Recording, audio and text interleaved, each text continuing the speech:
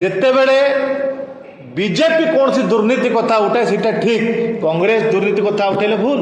ଯଦି ସରକାର କହୁଛନ୍ତି ଆମେ ସ୍ୱଚ୍ଛ, ଯଦି ମନ୍ତ୍ରୀ କହୁଛନ୍ତି ଆମେ ସ୍ୱଚ୍ଛତା ଆଣିବାକୁ ଚାହୁଁଛୁ, ତୁରନ୍ତ ସେ ପଦରୁ ସେକ୍ରେଟାରୀ ବିଶାଲ ଦେବକୁ ହଟାନ୍ତୁ। କେବଳ ସାଧାରଣ ଜନତାଙ୍କ ଟଙ୍କାକୁ ଲୁଟିକି କେମିତି ସତ୍ତାରେ ବସିବ ତାର ଚିନ୍ତା ସରକାର କରୁଛି। ଏଭଳିଆ ସରକାର ଆମକୁ ଦରକାର ନାହିଁ କି ଯେ କେବଳ ଲୋକଙ୍କ ଲୁଟିଆ କାମ କରୁଛି। ରାଜ୍ୟରେ ଏବଂ ଦେଶରେ ବିଜେପି ଆସିଲା ପରେ କେଉଁଭଳି ଭାବରେ ଯୁବକମାନଙ୍କୁ କିଭଳି ଭାବରେ ନିଯୁକ୍ତି ଦେବ ତା ପ୍ରତିଶ୍ରୁତି ଦେଇଥିଲା।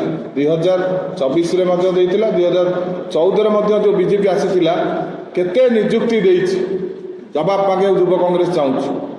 ଏବଂ ଆପଣ ଦେଖିଥିବେ ମୋଦି ଯେତେବେଳେ ଦେଶରେ ଗୋଟେ ତାଙ୍କ ଉପରେ କିଛି ବିପଦ ଆସେ ସେ ସାଙ୍ଗେ ସାଙ୍ଗେ ମ୍ୟାଜିକ୍ ଭଳି ଗୋଟେ ଆକ୍ରମଣ କରିଦିଅନ୍ତି କାହାକୁ। ଏବଂ ଦେଖିଥିବେ ଆପଣ ବାଲାକୋଟରେ ଆକ୍ରମଣରେ ଯେଉଁ ହେଇଥିଲା ତାହାର ଏପର୍ଯ୍ୟନ୍ତ କେମିତି ହୋଇଥିଲା, କିଏ କରିଥିଲା ତାହା ଏପର୍ଯ୍ୟନ୍ତ ନିଜାସ ବାହାରିଲା ନାହିଁ।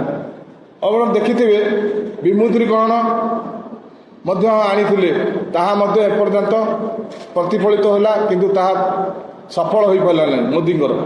ଆପଣ ଦେଖିଥିବେ ଏବେ ଦେଶରେ ଯେଉଁଭଳି ଭାବରେ ଗ୍ୟାସର ସଙ୍କଟ ଆସିଛି ଏବଂ ପେଟ୍ରୋଲର ସଙ୍କଟ ଆସିଛି, ଏବେ ଗୋଟେ ଆଣିଛନ୍ତି ସିଏ ମହିଳା ସଂରକ୍ଷଣ ବିଲ୍ କି ଆଣିଛନ୍ତି।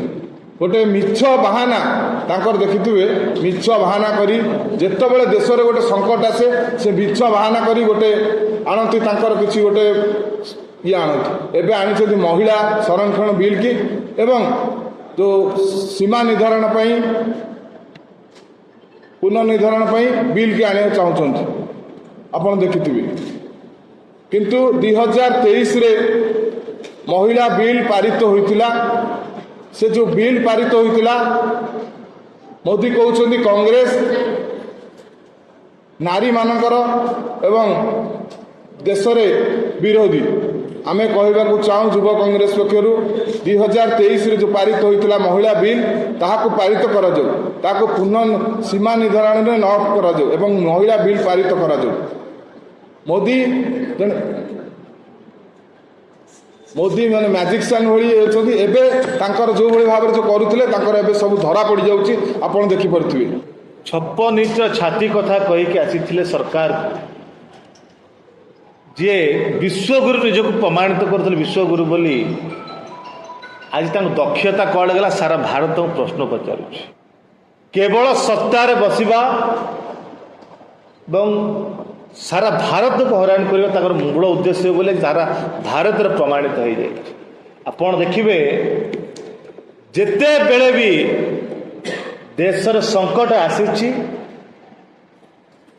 ଦେଶ ଲୋକ ହଇରାଣ ହୋଇଛନ୍ତି, ସେ ସମୟରେ ଏମାନେ କେମିତି ମୁଖ୍ୟ ମୁଦ୍ଦାକୁ ଭଡ଼କେଇକି ବାଟବଣା କରିବେ ତା ପାଇଁ ନୂଆ ନୂଆ ବିଲ୍ ଆଣିକି ନୂଆ ନୂଆ ଚେଷ୍ଟା କରିକି ବାଟବଣା ଚୋରି କରିଥାନ୍ତି।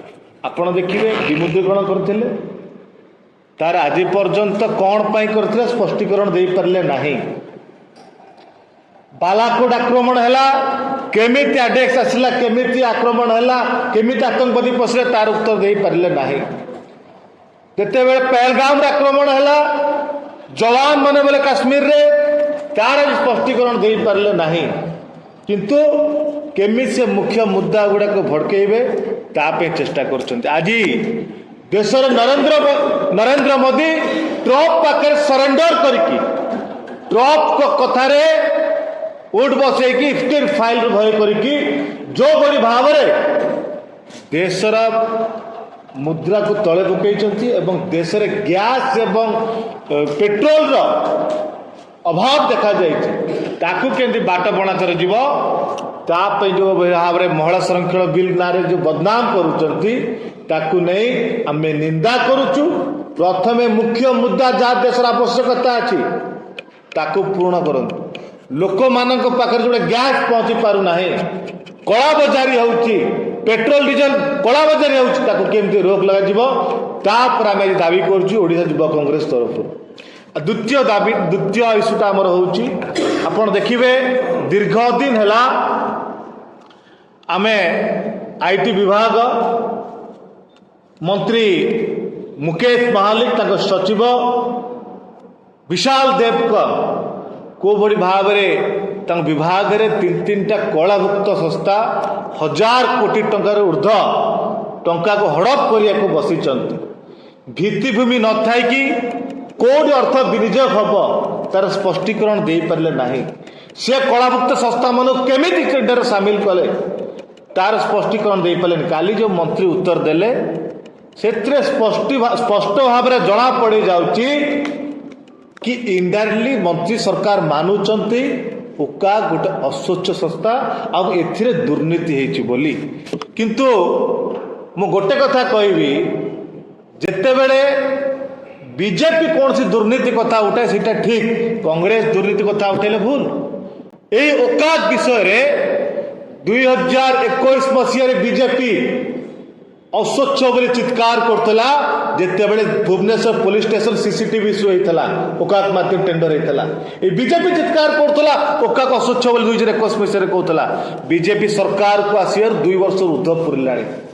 आज पर्यंत स्वच्छता आने बाट पिटे पारानी आ सरकार 3.5 वर्ष रही तुम स्वच्छता कथा काली कहूल मंत्री क्या करने जी चोरी कर जो सेक्रेटरी पर अभियोग आसुची विशाल देव से इनक्वारी करेंगे जहाँ कन्या दुर्नीति अभियोग अच्छी। जदि सरकार कहते आम स्वच्छ जदि मंत्री कहते आम स्वच्छता आने को चाहूँ तुरंत से पदर सेक्रेटरी विशाल देव को हटातु, जुडिशियल इनक्वारी करंतु। ए जो टेंडर है कलाभुक्त संस्था टेंडर प्रमाण सहित आम देचु प्रथम टेंडर को बातिल करंतु तापर तुम धन्यवाद देबू आम जान तुम स्वच्छता अच्छी बोली किंतु आम अनुभव करूँ तुम स्वच्छता आने को चाहूच बोली तुम्हें निज स्वच्छ बोली चित्कार कर 2021 मसीह सरकार को आसिक 2 वर्ष है तुम्हें कौन स्टेप नहीं पदक्षेप नहीं आज पर्यंत उकाक विरोध में केवल साधारण जनता टंका को लुटिकी केम सत्तार बस तार चिंता सरकार करुचंती। मु केवल कहबी सेक्रेटरी पाखरे ये चेर मंत्री मुख्यमंत्री पर्यंत लंबी आमे आज भी चेतावनी दौचु सरकार को तुरंत जो स्वच्छता कथा आपण कहते तुरंत आणिकी ए टेंडर को कैंसल करंतु। जो जाओ सेक्रेटरी पर अभियोग अच्छी से सेक्रेटरी को तुरंत पदर हटातु, जुडिशियल इनक्वारी करंतु नचेत आगामी दिन में या विरोध में जोरदार आंदोलन करिवो। मुझे विशाल देव कथा आज सकाळ पेपर में पढ़ुଥିଲି पुणी आ गोटे अनिल अंबानी का संस्था ताकू शक्ति विभाग में 5000 कोटी टका काम दौरान कौन अनिल अंबानी जहाँ कन्हारे सीबीआई बारंबार रेड करके देवालिया संस्था बोली कहूँ ए सरकार कौन देवालिया कला संस्था मिलूँ आउ किए मिलूना किए देवालिया पड़े किए कला संस्था है जे टंका लुट कर से काम देवे ये भाया सरकार आमको दरकार नहीं कि जे केवल लोकों को लुटिया काम करुच्ची। यहाकू ओडिशा युव कांग्रेस बर्दाश्त करिवो नहीं। सरकार निवृत्ति जातु आगामी दिन में मुख्यमंत्री निवास करिबो एवं राजभवन राज्यपाल भेटिकी ओडिशार टंका को बाटबणकी दिया नहीं पदक्षेप नबू।